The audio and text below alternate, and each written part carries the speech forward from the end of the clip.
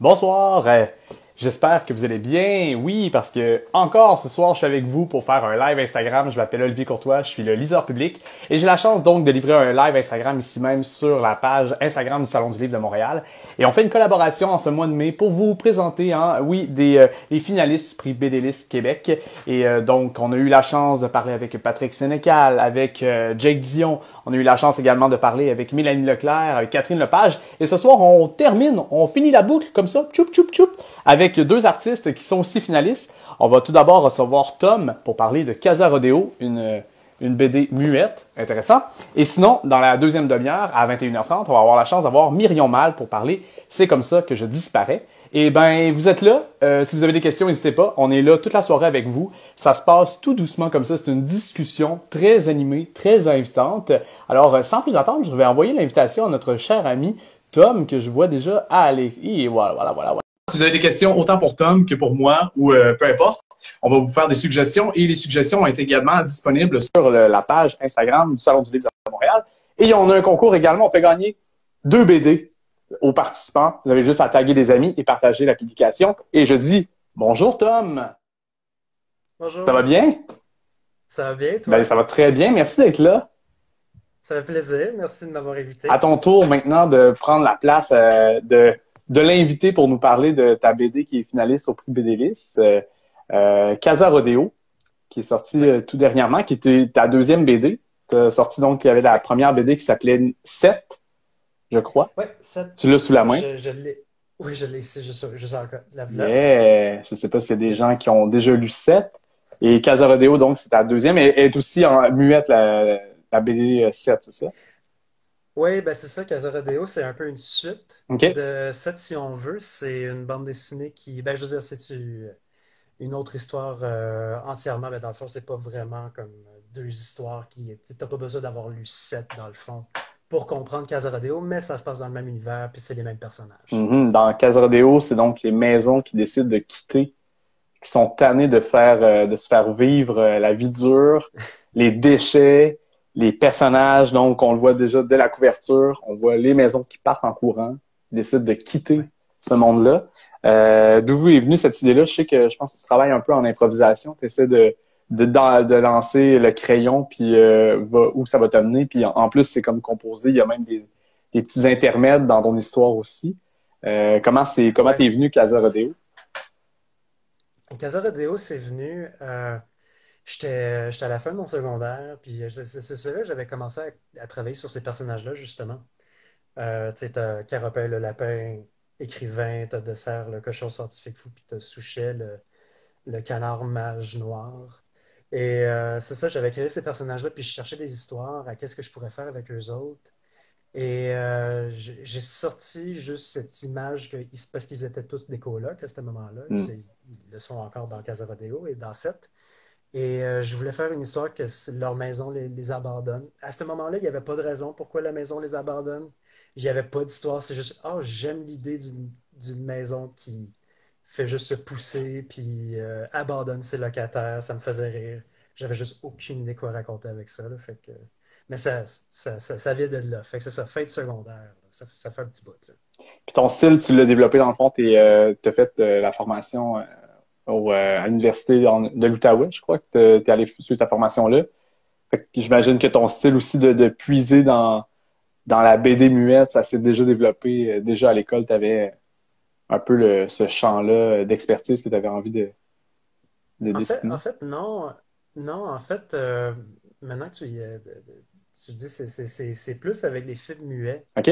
que j'ai développé mon intérêt pour le muet carrément. Je me rappelle parce que quand j'ai fait 7, ma première BD, c'était dans le cadre de... C'était à l'université que je faisais ça, mais au départ, c'était censé avoir du texte. Puis c'est après que j'ai écouté les triplettes de Belleville de Sylvain Chomel que je me suis dit que... Parce que j'aimais pas ce que j'écrivais, j'aimais pas comment mes personnages parlaient. OK? Puis là, j'ai juste fait... Puis là, j'ai réécouté le film pour la énième fois, puis là, je me suis dit, ah, ils ont pas besoin de parler. Fait que je l'ai essayé, puis ça réglait tous mes problèmes. J'ai tellement tripé là, à avoir découvert le muet. Puis c'est drôle pareil, parce que tu sais, le muet, les films muets, c'est quelque chose que j'écoute depuis que je suis vraiment, vraiment jeune. Et tu sais, j'adore les films muets, c'est tellement cool. Il y a quelque chose qui est tellement trippant à écouter un film muet pour moi, là. Genre, ça te Fait que permet d'absorber, de rentrer comme plus dans l'histoire encore plus ou qu'est-ce ben, que... je sais pas, c'est juste une autre manière. Je pense pas que tu es plus absorbé par l'histoire ou pas, que ce soit avec texte ou que ce soit tu sais, muet.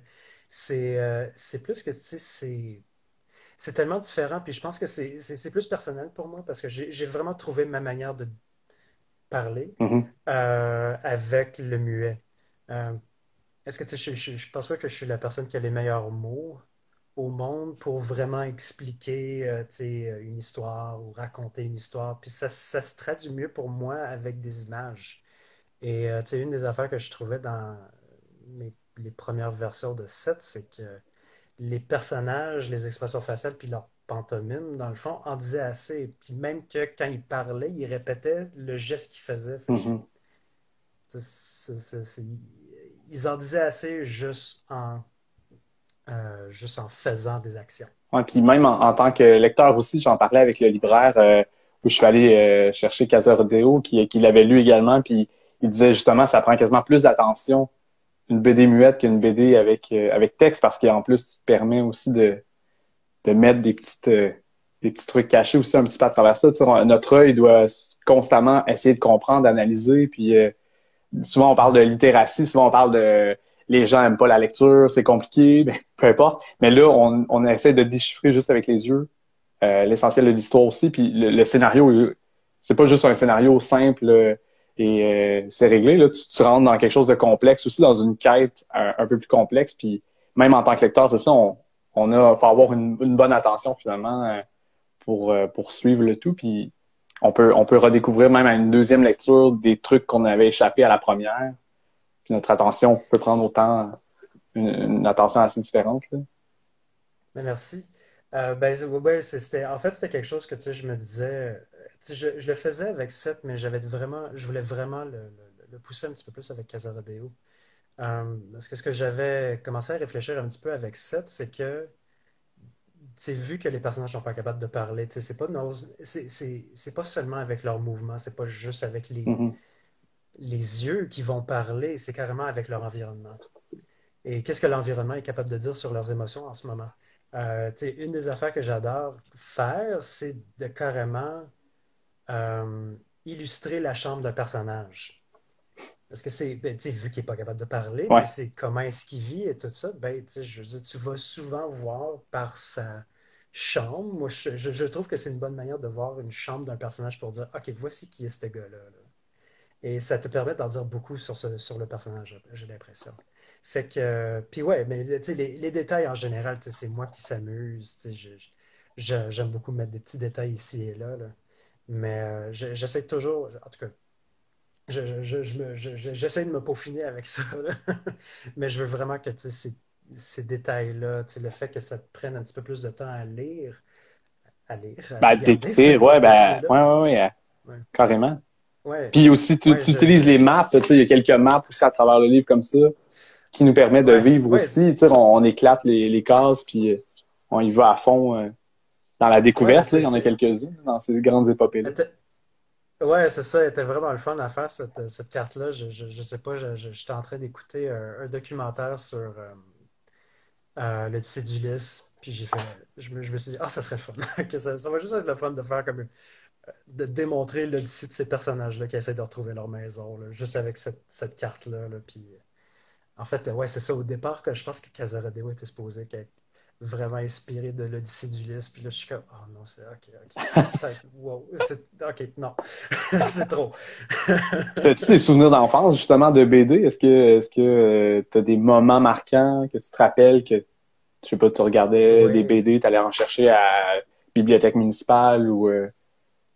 oui, ben j'allais toujours à la bibliothèque municipale, mais pour moi, tu sais, parce que tu sais, avant la pandémie, en fait, c'était un de mes trucs, j'allais carrément dessiner à la bibliothèque, puis tu sais, j'amenais mes dessins, puis tu sais, je pognais des livres que je connaissais pas, puis je fais juste en découvrir, là. Mais mes grosses découvertes pour moi quand j'étais kid euh, de bande dessinée, c'est dans la bibliothèque de mes parents. OK.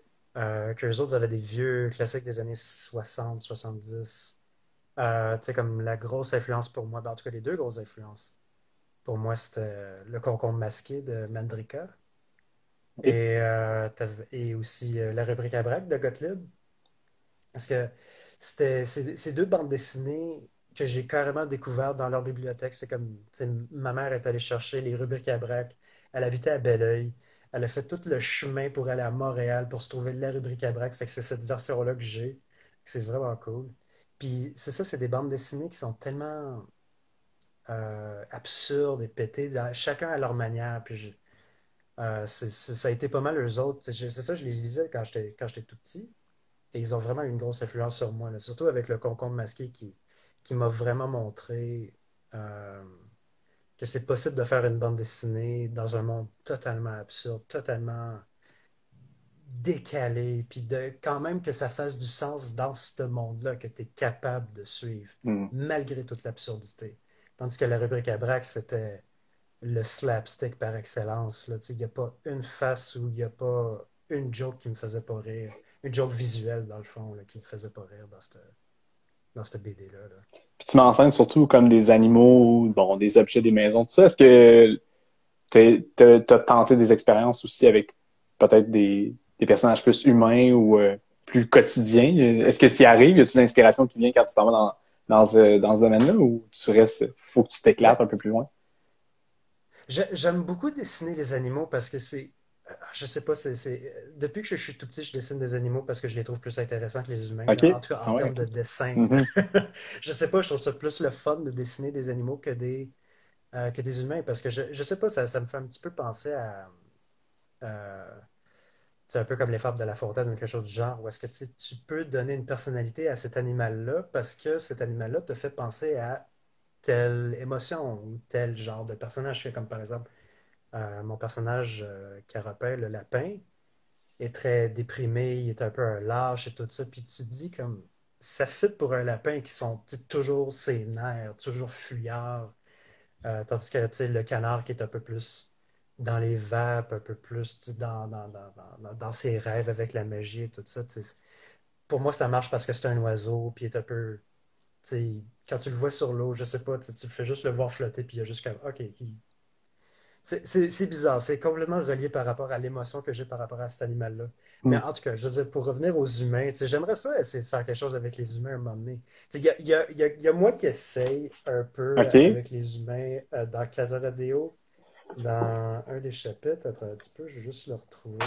Parce que j'essaye de dessiner des humains, Il y a le genre de mais professeur, là, justement, celui-ci, là, qui est un peu ça, humanoïde, un petit peu. Ou... ouais, mais ça reste un épaulard. Ça c'est basé sur un épaulard. Ah, ben oui. Ah, ben oui, clairement. OK, ben oui, clairement. On le voit dans Non, la mais tu page sais, suivante qu'on est beaucoup plus. Ouais, ouais, ouais. ben, il y a ces humains-là là, que j'ai dessinés là, qui sont juste weird, qui sont vraiment comme, c'est comme s'ils étaient complètement détachés du reste du livre, mais c'était un peu ça le but parce que c'est un moment dans le livre où est-ce que un des personnages est complètement perdu puis il s'en va dans le monde des humains carrément là, tu sais, Hmm. je voulais le mettre dans un monde totalement déplacé, fait que j'ai dessiné des humains, là. Mais un moment donné, ça serait le fun de faire une bande dessinée avec des humains, définitivement. Si je te pose comme question des ouvrages marquants, autant BD ou hors BD, qu'est-ce que tu as sous la main? Qu'est-ce qui te vient instinctivement à Je, l'esprit? je vais te dire, ça va rester dans la bande dessinée, OK. mais Ok, là, récemment, là, Ok, je dois dire, si je m'en vais vers une bande dessinée qui me fait tout le temps rire, Ouais. là, je conseille Ben toujours La oui, Guerre des Arts, là. on l'a les deux C'est ici. ben oui, c'est ça. D'Alexandre Fontaine, de Francis Desharnais, voyons. Excuse-moi, je pensais que c'était Alexandre Fontaine. Ben, c'est à cause qu'ils ont sorti la conquête du Ben cosmos, oui, là. C'est ouais, c'est- c'est ça qui vient toujours de sortir, Oui, la conquête Francis du cosmos. Desharnais. Mais ouais, la guerre des arts, c'est Francis Dernier. Ah, c'est tellement drôle. Ouais, Ah, c'est tellement. non-stop. Je ris à chaque fois. Sinon, une bande dessinée que je lis beaucoup pour juste. Je sais pas, c'est la bande dessinée que je lis tout le temps juste pour. Je sais pas, elle me fait du bien de la lire, c'est Nausicaa, OK. ou Nausicaa, pardon, de Hayao Miyazaki. OK. Et c'est dans le fond, c'est la bande dessinée qui a inspiré le film, dans le fond, du même auteur. C'est Hayao Miyazaki qui a fait aussi le film. Et c'est un gros épique, là, tu sais, tu sais, c'est un intégral sur deux, là, ça n'a pas de bon sens, là, c'est immense. Et les dessins là-dedans, ça a pas d'allure, là. Je veux dire, les achats de Miyazaki, là, c'est malade mental. Hmm. Fait que, il y a quelque chose dans ce dessin-là, dans cet univers-là, qui fait juste que tu te fais absorber dans ce monde-là. Puis c'est un monde de guerre, c'est un monde de violence, mais dans tout ça, il y a des personnages qui se battent pour justement l'empathie puis l'amour de l'autre. Fait que c'est. En tout cas, moi, ça me déchire à chaque fois que je le lis. Euh, Là, je vais vous montrer la couverture un peu détruite des petits garçons de Sophie Bédard parce que parce que au début. Au début de la pandémie, je me rappelle que je l'amenais souvent à la buanderie pour faire mon linge, puis je les lisais tout le temps. Puis là, un moment donné, j'ai mis une tache de lavage, puis je suis tellement triste de ça. Mais en tout cas, excusez. Excuse-moi, Sophie, pour ton livre, mais parce que c'est Mais tellement un beau livre. tu le traînais avec toi. C'est ça, je le Puis traînais tout le temps, il était j'aimais tellement. réconfortant ou Ben, il y avait quelque chose parce que avec Casaradeo, c'est parce Casaradeo, c'est une histoire sur l'amitié, un peu. mhm. C'est une histoire sur le deuil, mais c'est aussi une histoire où est-ce que j'ai le goût d'explorer l'amitié. Et Sophie Bédard, j- j'adore les personnages dans Les Petits Garçons. Parce que c'est ça, c'est un trio d'amis. Et c'est comme la brisure déchirante de de leur amitié un peu, là. Pas pour donner trop de spoilers, là, mais je veux dire, cette BD-là a vraiment été. Je pense qu'elle m'a quand même un peu influencé dans la relation, en tout cas, des personnages. OK, dernier livre. Je lis beaucoup Hellboy, là, en ce moment, là, je suis vraiment tombé dans Hellboy. Surtout celui-là, Hellboy in Hell. Juste pour le design graphique, je dois dire. Je veux dire, l'histoire est vraiment cool. Mais il y a quelque chose dans le graphisme le graphisme, en tout cas le dessin Mhm. de cette bande dessinée-là, la ville, que je dois dire que j'ai repris un peu dans Casa Rodeo parce que j'aimais trop ça, là. En tout cas, je me suis inspiré de ça. Euh, Fait que, ouais, lui, c'est vraiment pour le dessin. Je capote sur le dessin de Mac Mignola. Et, ah oui, en fait, dernière bande dessinée, Ben oui, pas de problème. euh, Vas-y. dernière bande dessinée que je n'ai pas avec moi parce que c'est un webcomic. OK. Ça s'appelle Octopus Pie. Mhm. Et De c'est de l'autrice Meredith Grant, c'est ça? ouais, Meredith Graham. Et Meredith Graham, c'est ça, c'est une autrice new-yorkaise. Je pense qu'elle reste encore à New York. En tout cas, c'est des courtes histoires, c'est des chapitres, dans le fond, sur des groupes d'amis qui vivent à New York. Et c'est des histoires super humaines, juste d'amitié, tu sais, c'est très tranche de vie. Mais de la manière qu'elle dessine ses cases, ses pages, de la manière qu'elle illustre ses personnages, il y a quelque chose qui me donne toujours le goût de dessiner. Surtout dans les derniers chapitres, où est-ce que là, elle commence à mettre de la couleur. Je pense qu'elle a engagé une coloriste. Je ne me rappelle pas de son nom, pardon. Je viens de tomber sur Mais un truc noir et blanc, mais en plus, c'est dans une buanderie. Fait que peut-être que tu t'es retrouvé en voyant oui, ce c'est ça. passage-là. Mais ouais, ouais, Exactement. c'est ça, un peu plus fini en couleur aussi, là, on dirait. Oui, ben c'est ça. Puis, c'est ça. Octopus Pie, je conseille ça à absolument tout le monde, là, parce que c'est une belle leçon de comment faire une page de BD je pense que c'était une des leçons c'est une des BD qui m'a donné une leçon de juste, voici comment tu parles juste en montrant comme une juxtaposition de Hmm. cases. Que tu n'as pas besoin de dialogue, juste besoin de tel paysage, tel position du personnage, pas besoin de voir sa face ou quoi que ce soit. Tu sais, elle a tellement une belle mise en page. Puis les histoires sont écœurantes aussi, mais j'ai comme fait une fixation sur ces mises en page. Puis j'ai juste le goût de dessiner à chaque fois que je les lis. Puis c'est quoi, c'est à chaque semaine, on a une suite Ben, qui apparaît ou. ouais, ouais, ben je veux dire, là c'est terminé. OK, Là, c'est complètement terminé. Fait que, je veux dire, là, vous pouvez aller sur le site, carrément Octopus Pie, que ça s'appelle. OK. Et juste, tout, les, tout est là.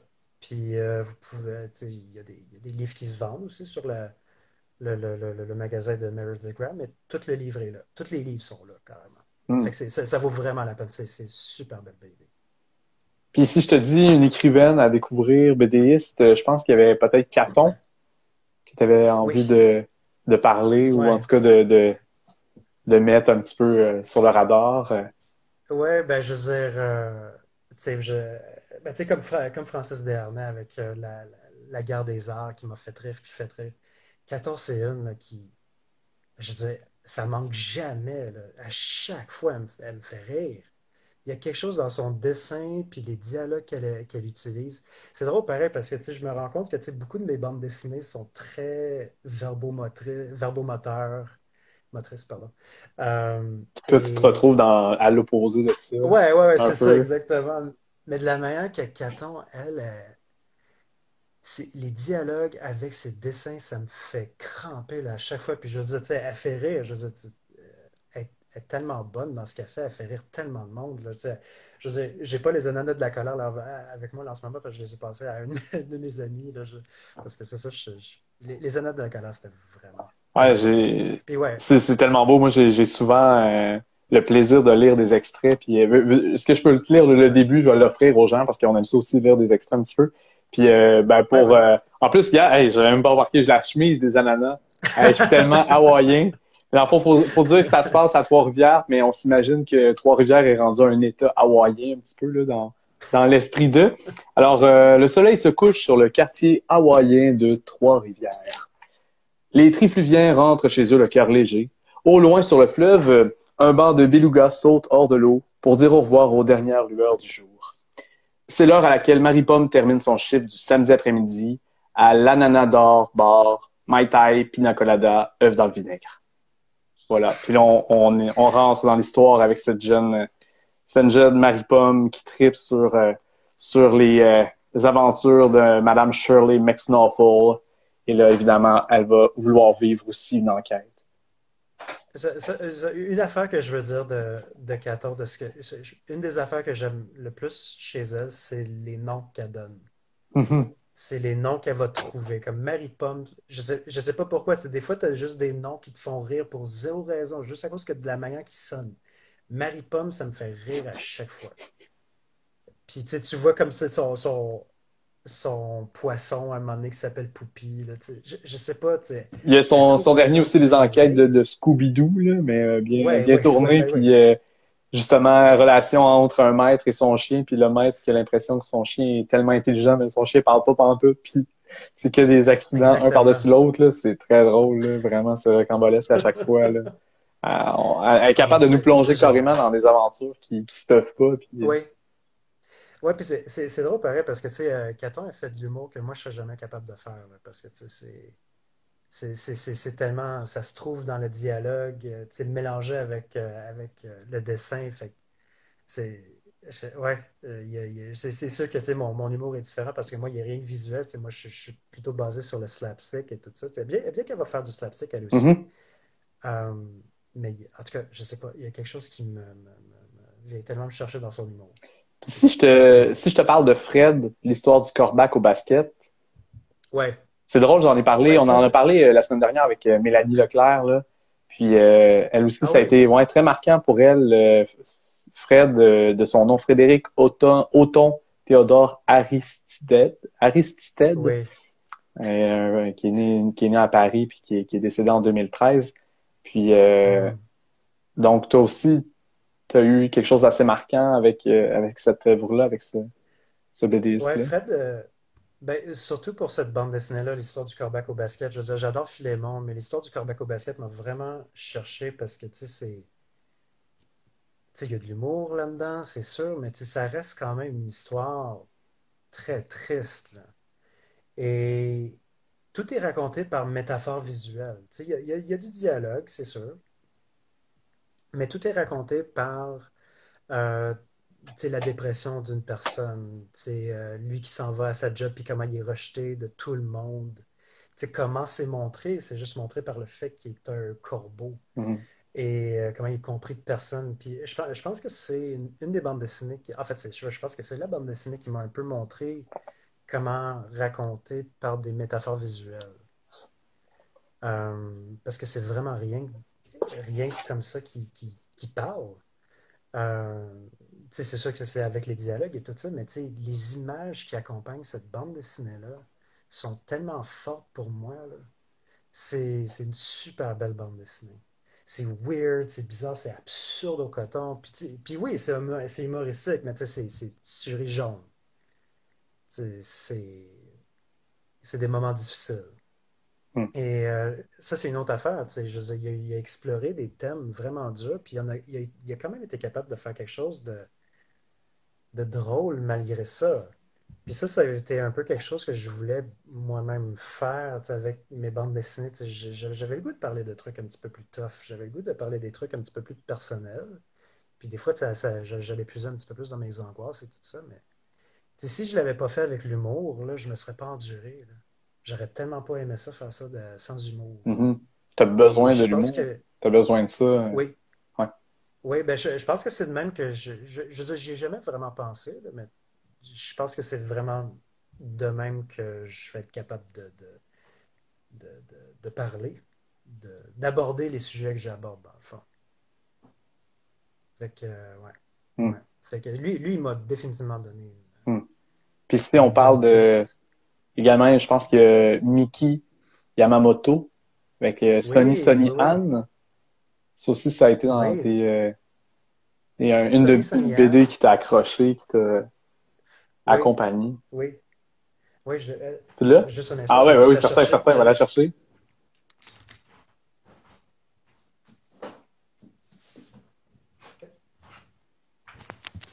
Oups, mon setup.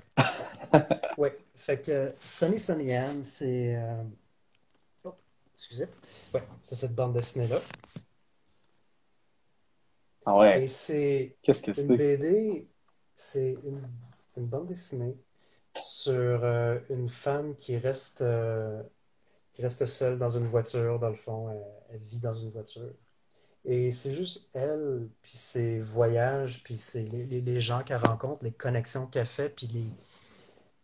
En tout cas, c'est drôle pareil, parce que tu sais, c'est une bande dessinée qui est tellement différente de ce que je fais, parce que c'est ça, c'est pas humoristique, c'est très dramatique, mais c'est une histoire sur les connexions, c'est une histoire sur les connexions humaines. Et je pense que c'est ça, c'est un bon exemple de bande dessinée qui sont importantes pour moi. Parce que tu as vu que je suis tellement dans un monde absurde, je suis dans un monde fantasy, tu sais, j'ai fait une histoire sur des BD sur des BD, sur des maisons qui décident d'abandonner leurs locataires. Fait que je sais pas, c'est ce genre de bande dessinée-là qui me dit, OK, j'ai besoin quand même d'une connexion entre mes personnages. Puis les personnages dans cette bande dessinée-là euh, sont forts. Puis tu veux qu'ils s'en sortent, puis tu veux qu'ils aient une bonne vie. Puis malheureusement, c'est pas toujours le cas. La vie leur rentre pas mal dedans, puis ils ont pas toujours une belle fin.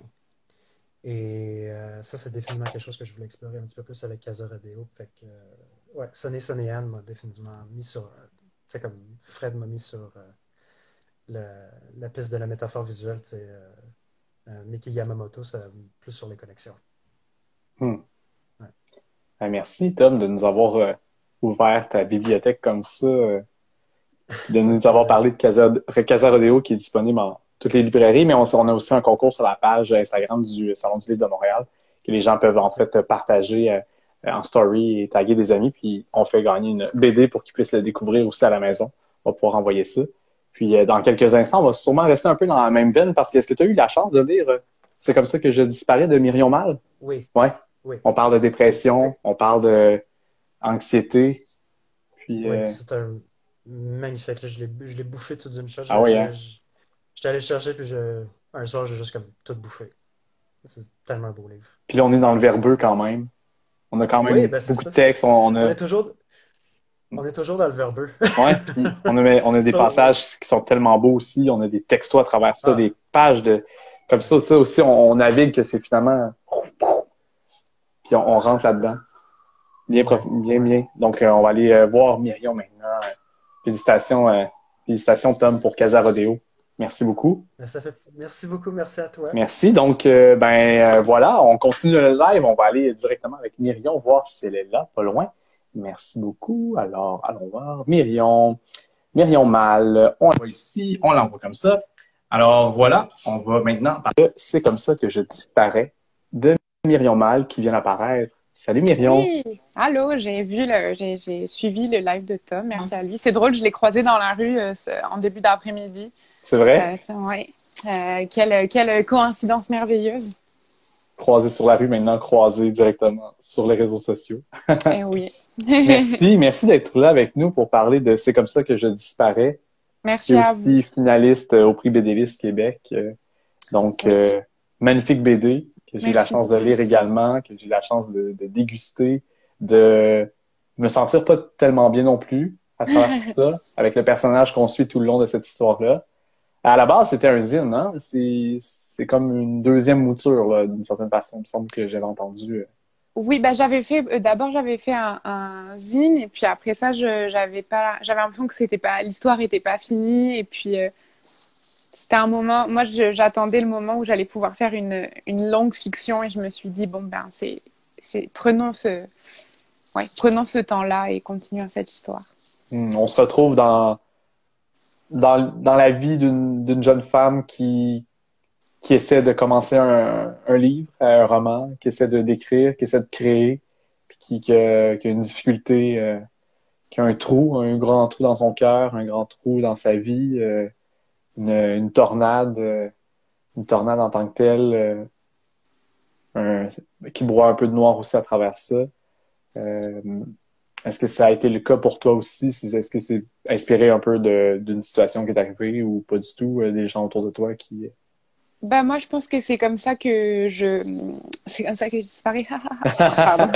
Mais je pense que c'est Non, comme mais ça. vas-y, allons-y peut-être avec le titre. Ben oui, c'est comme ça que je disparais. C'est quand même très fort comme titre. Le titre, c'était parce que premièrement, j'avais l'impression que c'est ça raconte une dépression, c'est aussi raconter comment on s'efface et comment on a l'impression de plus être vraiment soi et à quel point la dépression peut prendre toute la place sur la personne qu'on pensait être. Et en même temps, ça me permettait de faire... c'est une traduction littérale d'un titre de My Chemical Romance, qui est un de mes groupes préférés, qui était un de mes groupes préférés d'adolescence. Et en fait, c'est drôle parce que la chanson n'a pas tellement à voir avec le sujet du livre, mais pour moi, c'est leur disque The Black Parade. Puis c'est vraiment pour moi, c'est mon disque... je sais pas comment dire, c'est mon disque confort, mon disque doudou, genre vers lequel je reviens quand ça va pas et tout ça. Donc, je trouvais que c'était une belle... pour moi, ça avait aussi une belle signification, même si c'est comme une private joke avec moi-même, là. Mais ouais, non, c'est ça. Mais c'était vraiment aussi pour l'idée de disparition, parce que je pense que c'est ça, c'est l'impression qu'en fait, notre personnalité peut-être s'efface parce qu'elle est remplacée par... je pense que dans le livre, là, on dit, dans le résumé, c'est le vide qui prend toute la place. Puis c'est vraiment ça que je voulais montrer. Et voilà. Est-ce que tu avais un extrait, peut-être qu'on pourrait...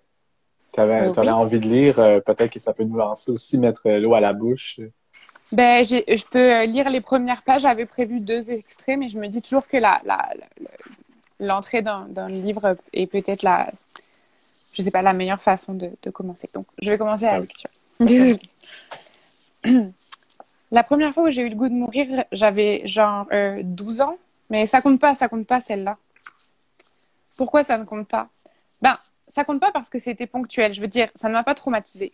Enfin, ça m'a marqué, c'est sûr, ça m'a marqué. J'imagine que le reste de ma scolarité, je dis le reste de ma scolarité parce que c'était à l'école. C'était un truc de harcèlement, de filles de ma classe qui avaient perdu leur bouc émissaire. Puis j'étais là, j'étais plus jeune, forcément j'ai pris le rôle. Mais ça a duré quoi, 2 mois, 3 mois? C'est vite passé, j'ai fait du théâtre, je suis devenue plus populaire et extravertie, bref, voyez. En tout cas, voilà, je dis que ça ne compte pas car ça n'a rien à voir avec comment c'était après. Ah, là, la psy la regarde sans rien dire. Oui, et donc vous voyez, depuis, eh bien, je ne sais pas, j'ai eu souvent le goût de mourir. Je dis le goût parce que c'est jamais allé jusqu'à avoir de vraies pensées suicidaires. Genre, j'ai jamais été au bord du gouffre. Genre, je le vois au loin. Puis ce qui m'effraie, c'est que ces derniers temps, je dois vraiment me concentrer pour pas le regarder trop longtemps, puis me dire que peut-être ça serait pas si grave d'avancer un peu. C'était quoi les autres fois? Eh bien, je ne sais pas trop. I guess que la fois d'après, c'est enfin, vous savez, quand ça m'est arrivé. Comme je vous ai dit, j'ai fait une amnésie après pendant 1 an, alors j'ai du mal à me souvenir en détail. Vu que, vous voyez, j'ai tellement essayé d'oublier. Mais un détail dont je me souviens, et c'est drôle car j'en avais fait un dessin genre un mois plus tard, aussitôt fait, aussitôt réenfoui, c'est que j'étais comme hors de mon corps. Vous savez, souvent dans les dépersonnalisations, on dit qu'on se voit d'en haut. Eh bien, moi, non. C'était plus comme si j'étais couchée à côté de moi, dans la même position, sur le dos. Et je me souviens de ce grand vide en moi et de fixer le plafond et de me dire, peut-être mourir, c'est pas si pire. L'abcès dit encore. Ah, voilà. Un extrait fun. Mais oui, peut-être que mourir n'est pas si pire. Oui, c'est le point de départ et qui est dit un peu avec légèreté à ce moment-là. Et puis ensuite, elle s'enfonce un peu dans cette idée-là. Après voilà, c'est pas un livre que j'ai voulu faire sur le suicide, justement. C'est pas un personnage qui est suicidaire, même si elle est... Mais je voulais vraiment parler de aussi cette dépression-là qui reste fonctionnelle, comme on dit. Mm-hmm. Mais parler quand même de dépression dans une BD, c'est pas commun non plus. Mais c'est important aussi d'en parler. C'est important d'aller là-dedans. Oui, vraiment. Puis je pense que je sais pas si il y a quand même quelques livres qui parlent de ça, mais je pense que la bande dessinée c'est vraiment un médium extraordinaire en général. Moi, j'aime vraiment la bande dessinée et je pense c'est drôle parce qu'il y a beaucoup de gens qui disent souvent qu'ils ont même des gens qui font de la BD. J'ai déjà eu des discussions avec des collègues qui disent oui, la BD c'est un art moins noble. On peut moins ressentir des émotions que devant un roman ou que devant un film, alors que moi, au contraire, les bandes dessinées, c'est vraiment... j'ai pleuré, j'ai ri, j'ai eu la nausée, j'ai eu des sentiments vertigineux, positifs ou négatifs en lisant des bandes dessinées, parce que je pense qu'il y a quelque chose de très fort entre le texte et l'image, de pouvoir, en tant que lectrice ou lecteur, contrôler aussi le temps qu'on passe devant chaque page, etc. Et en même temps, en tant qu'autrice, il faut penser la composition pour contrôler un peu la lecture, mais pas vraiment. Bref, donc. Et je pense que c'est un outil merveilleux aussi pour parler justement peut-être d'émotions tristes. Je sais pas, comme il y a beaucoup de place au silence, au vide, pas au suspense comme dans un thriller, mais genre à la suspension plutôt. Pardon, je perds mes mots, il est tard et on dirait que ce confinement, ça m'a privé de toutes mes capacités sociales. Pas du tout, mais même c'est plaisant d'avoir aussi la BD. Des fois, on peut même la dévorer d'un seul coup. Ou on peut même la laisser de côté, y revenir quelques temps plus tard, puis on retrouve le dessin, puis on replonge dedans, puis on peut vivre vraiment un moment. Même la façon de tenir le livre est différente que d'un roman. Il y a quelque chose aussi de plus intime, pratiquement. Je suis vraiment d'accord et je trouve comme ça m'est déjà arrivé effectivement de devoir poser une bande dessinée et la lire en plusieurs fois parce que des fois c'était j'avais beaucoup à dire. Par exemple, moi aussi je voulais l'emporter de Julie Delporte. Je pense que j'ai dû le lire en 2-3 fois parce que à chaque fois j'avais besoin de digérer et en même temps souvent moi j'ai l'impression que mon mode de lecture c'est que je vais lire très vite d'un seul coup l'histoire pour avoir comme un rythme je sais pas comment dire, genre suivre l'histoire au rythme des pages, mais après ça, juste après, revenir sur les pages, revenir en arrière ou j'aime vraiment ça, toutes les possibilités de lecture que nous offre la bande dessinée. Je dis pas du tout ça pour dire que c'est mieux ou moins bien qu'autre chose, mais qu'un autre médium, mais c'est ça, je trouve que c'est drôle parce que par exemple avec le texte ou avec les films, le cinéma, les séries, on va trouver des spécificités et des forces à ces façons, à ces modes de communication de ces œuvres et d'expression, voilà, merci. Et alors que la bande dessinée, on va souvent cantonner ça au divertissement, un truc un peu léger, et en fait, je pense que ça a tout autant des forces et que ça permet de raconter pas de la même façon qu'avec ces autres médiums-là. Ben oui, puis tu as nommé Julie Delporte. Moi, j'avais aussi Journal. Étrangement, je l'avais près de moi. On dirait que quand j'étais dans ma préparation, je regardais qu'est-ce que j'avais, puis on dirait que j'ai repensé à ça, puis j'ai refeuilleté. Puis justement, ce journal-là aussi, qu'on suit un personnage, ça, sur sur un long terme, C'est comme ça que je disparais, on le voit évoluer dans une certaine temporalité. Il y a quelque chose d'intéressant aussi à travers ça. Puis Julie Delporte le fait très bien aussi. Ouais, Journal, ça a vraiment été un des livres les plus importants pour moi dans ma façon de penser mon travail. Je sais pas comment dire, pas uniquement dans l'autobiographie et dans ma façon de faire de l'autobiographie, mais justement même dans de la fiction. Où, quand je l'ai lu, je pense que c'était en 2014. Est-ce que c'est possible? En tout cas, et je me rappelle que j'étais absolument bluffée. Je me rappelle plus la nouvelle, mais c'est du 2014. Ouais, 2014, ouais, exact. Ouais, c'est ça. A été publié en version anglaise en 2013, puis après ça en français en 2014. Et c'est vrai que j'ai été complètement renversée en fait que c'était tellement sincère. Et c'est très pudique en même temps. Et en fait, il y a vraiment ce travail des émotions. Et je pense que c'est vraiment ça aussi que je cherche à la fois dans mon travail et dans ce que je lis ou que je regarde, etc. C'est un peu quétaine de dire ça comme ça, mais c'est un contact avec des émotions. Je me suis rendu compte assez récemment, et c'est un peu drôle parce que c'est vraiment une réalisation très bateau là, mais que c'était ça que je cherchais à ressentir des émotions, et que des fois les œuvres trop froides, trop cyniques, un peu poseuses, parfois ça me touche pas du tout, je me tiens ça, bref. Et donc voilà. Et là, j'avais vraiment l'impression que. Puis j'ai lu cette semaine, je sais pas si tu as eu la chance de voir passer, mais ça s'appelle La Brume de Mireille Saint-Pierre. Je l'ai pas lu, mais j'ai déjà vu la couverture et j'avais été très intriguée parce que. J'ai été très intrigué. J'ai lu ça d'une claque. J'ai été renversé aussi. Ça parle de quoi? Ça parle de fausses couches. Ouais. Encore un sujet. Ouais, une situation bien particulière. Elle décide de raconter l'histoire à cet enfant qu'elle n'a pas eu. Puis ouais, c'est renversant, ça m'a bouleversé. J'ouvre le livre, puis j'ai encore un petit peu les yeux pleins d'eau qui me viennent, mais Mireille Saint-Pierre qui vient de publier ça chez Nouvelle Adresse. Si tu as la chance de l'avoir, ouais. si tu as la chance d'avoir ça, ça commence avec. Il y a aussi la musique à l'intérieur de ça. La musique qui est très présente là, à l'intérieur. Ouais. C'est drôle, c'est pas drôle, là, mais je me rendais compte que d'habitude, en fait, chaque année, j'achète plein de bandes dessinées parce que je vais en festival. Et là, cette année, en fait,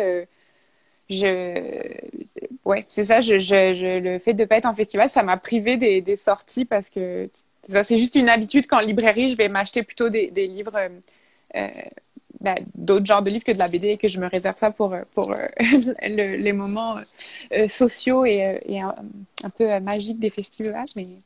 Mais cette année, il faudrait que je me décide d'aller faire une radia de bande dessinée. Tellement. Puis qu'est-ce que tu as lu comme livre récemment? Y a-t-il des livres, justement, si on sort de la BD, y a-t-il des trucs qui t'ont marqué beaucoup dans la dernière année? Oui, là, j'ai lu avant-hier, j'ai lu Rien du tout d'Olivia Tapiero, que j'ai trouvé absolument magnifique. Oui, on en a parlé aussi avec Chloé ici. Puis je l'ai, c'est dans mes prochaines lectures là, que j'ai.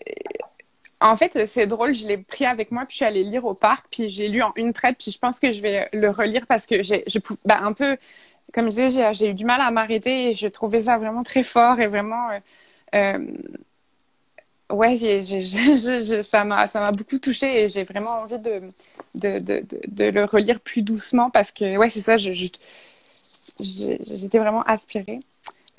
C'était vraiment magnifique, et je vous le conseille. Je le recommande vraiment chaudement, et je suis pas très bonne des fois pour parler des livres justement que je viens de lire, et que donc excusez-moi, je vais pas réussir à faire un résumé vendeur et tout ça. C'est ça. On dirait qu'il me faut toujours un petit peu de temps avant de sortir d'une œuvre qui me touche beaucoup. Un peu avant ça, j'ai relu Dirty Weekend de Hélène Zahavi, que pareil. Alors Dirty Weekend, c'est un des derniers livres à avoir fait objet de censure au Royaume-Uni, et c'est un livre sur une femme en fait qui se réveille un matin, et elle dit Bella s'était réveillée ce matin et elle n'en pouvait plus. Et en fait, elle se fait harceler par son voisin, et elle décide de partir de tuer en fait tous les hommes qui essayent de l'agresser ou qui l'agressent. Il y a quand même des descriptions d'agression très graphiques, donc c'est pas non plus voilà, quelque chose qui est une feel good, mais c'est pas une lecture qui fait sentir très bien, mais il y a quelque chose dans la justesse du sentiment de pouvoir parce qu'en fait, dans ce livre, ce qui est intéressant, c'est vraiment comment l'autrice décrit comment dire la balance des pouvoirs et comment ces hommes-là qu'elle va au final attaquer, qu'elle va se rendre compte que le jeu est plus en leur faveur. Et je sais pas, c'est vraiment ouais, Et pourquoi ça a été censuré? C'est quoi parce que c'est trop explicite? Je pense que ça a été censuré parce que c'est quand même une femme qui décide d'aller tuer tous les hommes qui essayent de l'agresser. Et c'est quand même vraiment explicite, comme forcément, à un moment, enfin, elle se fait, en voulant, en essayant de plus avoir peur, elle se fait quand même agresser elle aussi à son tour, même si elle se venge après, parce que, mais c'est juste que ça décrit pourtant, voilà, dans cette histoire fantasque de killing spree ou voilà, et ça décrit vraiment les rapports de domination d'une façon très très juste. Et c'est assez dur à lire quand même. Je n'irais pas recommander ça à quelqu'un qui est dans une période difficile parce que c'est quand même voilà. Et sinon, qu'est-ce que j'ai lu récemment? Là, j'essaye de me remettre au roman. Alors, j'en lis quand même pas mal. J'ai lu Les règles du jeu, qui est un livre de mon amie Lucie Ronfaux, qui est un livre un roman qui parle d'une start-up. Alors, c'est drôle parce que les start-up, c'est vraiment pas mon sujet préféré. Mais c'est ça, c'est un roman qui suit 4 filles qui montent une start-up et qui échouent et qui décrit le milieu de la tech française. Alors, voilà, c'est parce que c'est dans la même maison d'édition que moi en France et puis c'était très drôle et enfin pas drôle, mais il y avait moi j'aime ça quand on se moque de la start-up nation, c'est mon petit côté française, donc voilà.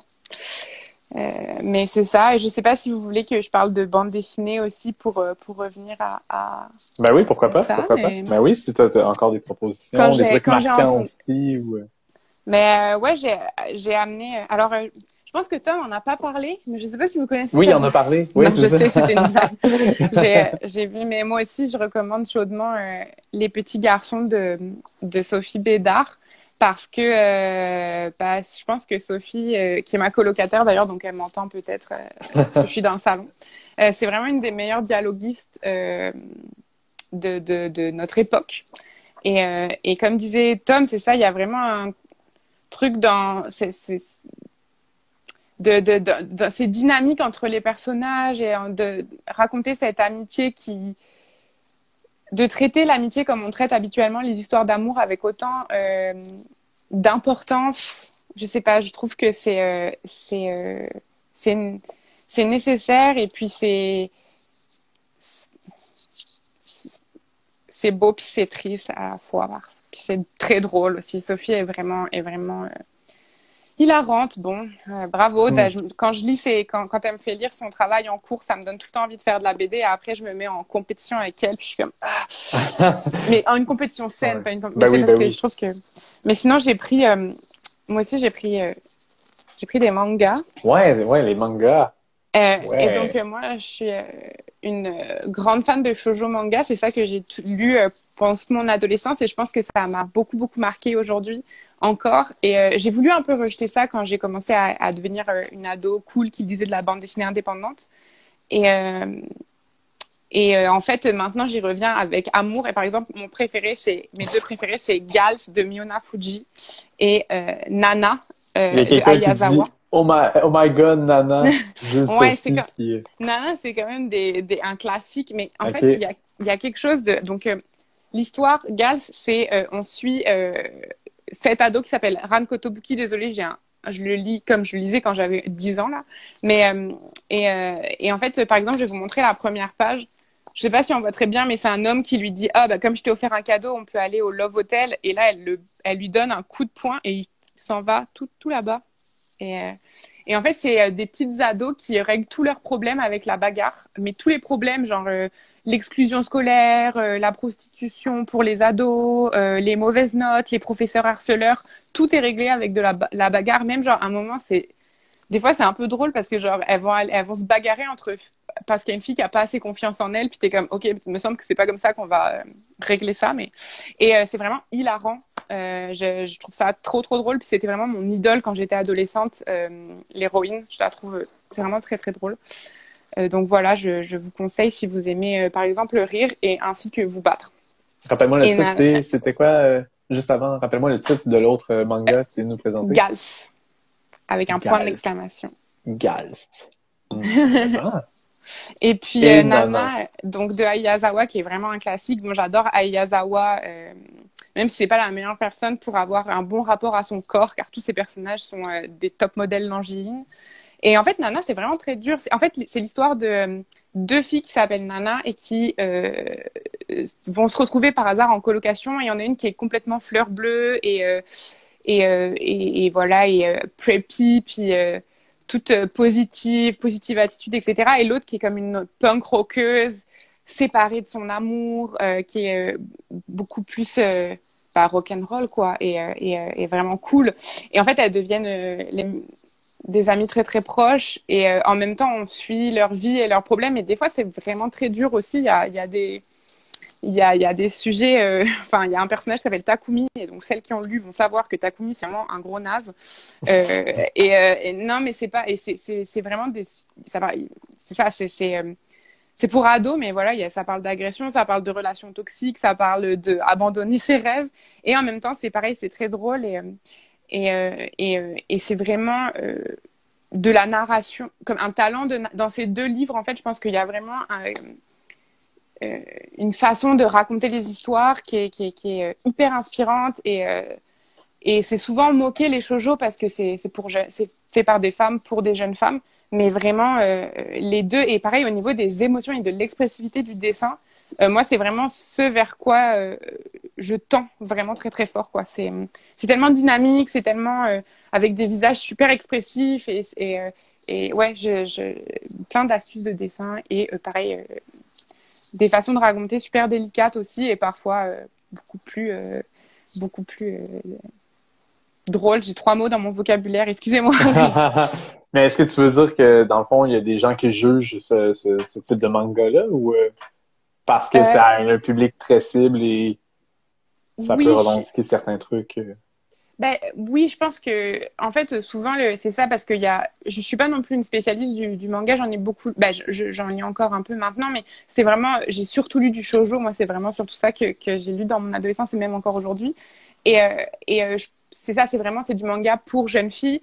Et je saurais pas dire comment c'est considéré au Japon, parce que voilà, je suis pas spécialiste non plus, mais ici, c'est quand même, c'est vu avec beaucoup moins d'importance. Et d'ailleurs, on peut voir au Festival d'Angoulême, ils ont nominé, je pense, celui qui a fait Dragon Balls, puis il y a Matsumoto, c'est tout ça son nom, qui a gagné aussi. En tout cas, mais ils vont nominer des auteurs masculins qui font des livres pour un public plutôt masculin. Mais voilà, c'est assez rare qu'on nomine des autrices de shoujo, alors que des séries, je sais pas, moi par exemple, Sailor Moon, tout le monde connaît. Et c'est jamais vu comme, c'est toujours vu comme un peu moins digne, disons, que Dragon Ball Z, alors qu'on pourrait les mettre au même niveau. Et voilà. Mais moi, je parle aussi de mon ressenti. Je ne suis pas spécialiste de la question. Mais tu t'impliques quand même aussi beaucoup avec les jeunes. Tu as des projets jeunesse. Tu t'impliques en tant qu'illustratrice aussi sur certains trucs. Puis sur les réseaux sociaux aussi, tu as quand même une présence assez marquante. Tu as un auditoire aussi. Est-ce que tu ressens une responsabilité par rapport à ça, par rapport à ceux qui te suivent, autant sur les réseaux sociaux que ceux qui te lisent? Oui, j'ai une responsabilité. Je ressens une responsabilité dans le sens que j'essaye de réfléchir et d'apprendre tout le temps, et j'essaye de pas dire, je sais pas comment dire, ça va peut-être plus être au niveau de mes prises de position politiques, etc., dans le sens ou dans ce que je dis, ou dans m'éduquer dans des sujets que je maîtrise pas. Et tout ça, pas au niveau de faire des blagues ou poster, m'empêcher de poster des dessins ou des choses comme ça. Là, je parle vraiment plus de juste m'éduquer, en fait, en général. Donc ça, c'est sûr que j'essaye de faire d'autant plus attention à cause de ça. Après, je sais pas si c'est parce que je sens que j'ai une responsabilité ou juste parce que bah, mon Dieu, excusez-moi, je sais pas si c'est une responsabilité d'artiste ou juste d'être humain, là. Mince, je sais plus ce que je voulais dire. J'essaye de. Ah oui, non, par contre, oui, c'est sûr que les réseaux sociaux, après, moi, je suis pas du tout une influenceuse je pose juste mes dessins, c'est vraiment juste. J'essaye de pas. Justement, j'essaye de pas tomber dans le piège des réseaux sociaux parce que.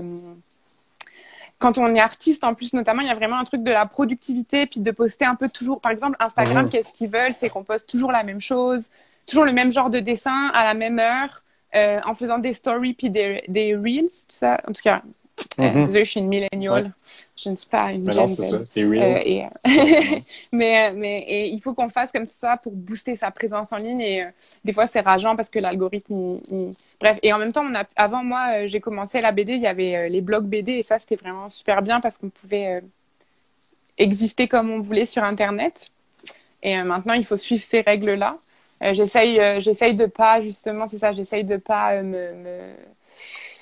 me forcer à produire du contenu pour Instagram et me mettre à plus aimer ce que je fais. Donc, j'essaie d'avoir un rapport assez sain avec ça, mais j'y arrive pas très bien. C'est vraiment difficile. C'est vraiment satisfaisant quand des gens... Surtout, par exemple, là, je travaille sur un livre et c'est long et c'est très long et j'ai envie de montrer des trucs, mais je peux pas parce que c'est vraiment juste du storyboard puis c'est illisible. Et il y a quelque chose de...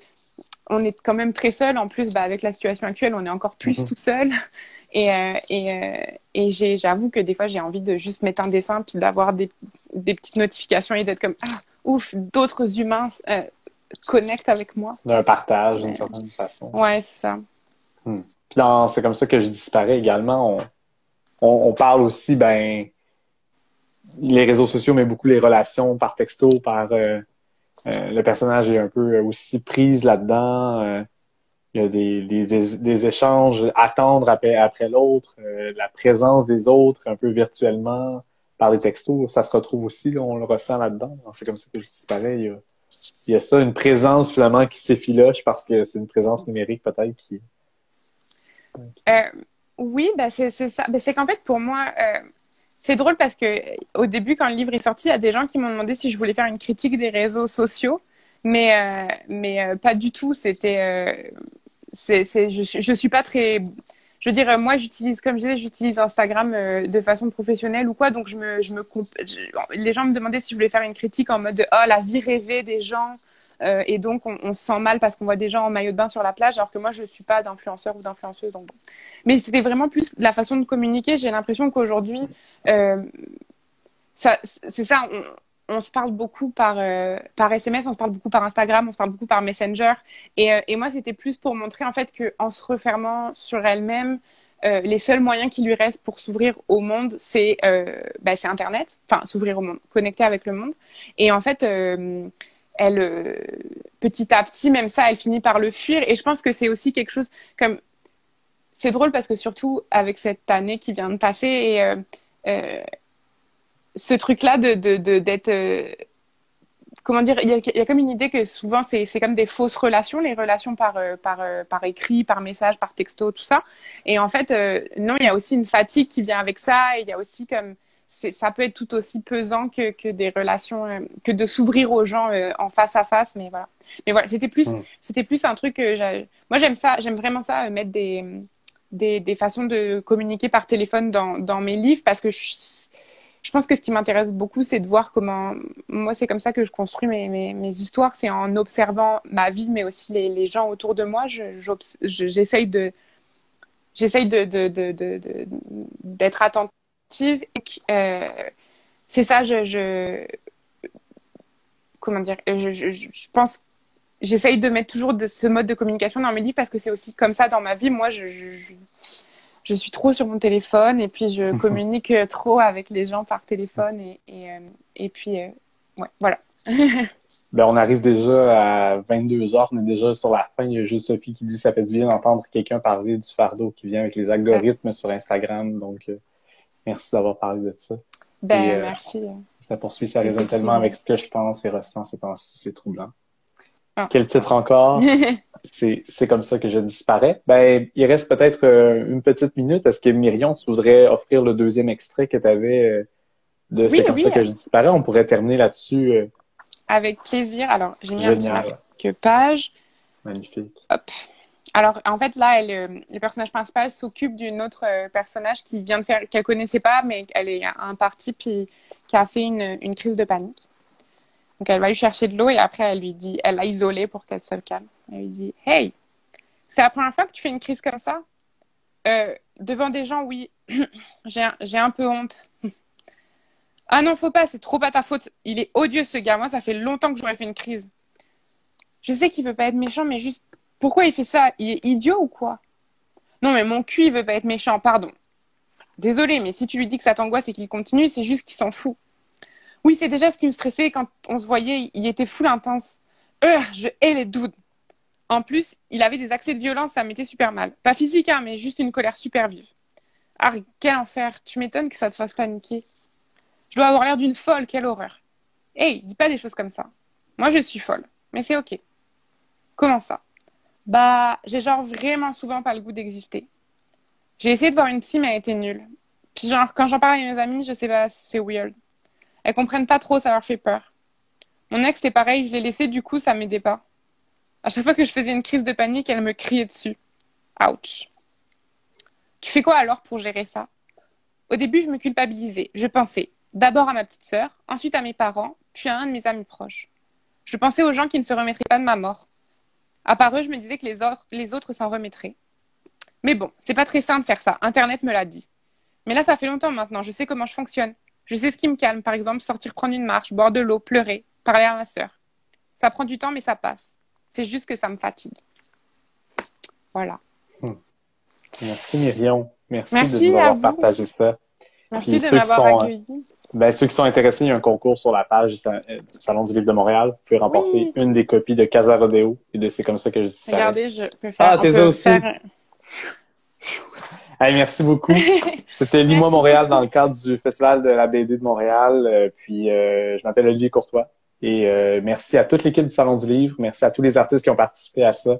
Merci au secrétariat à la jeunesse qui a rendu possible cette initiative-là.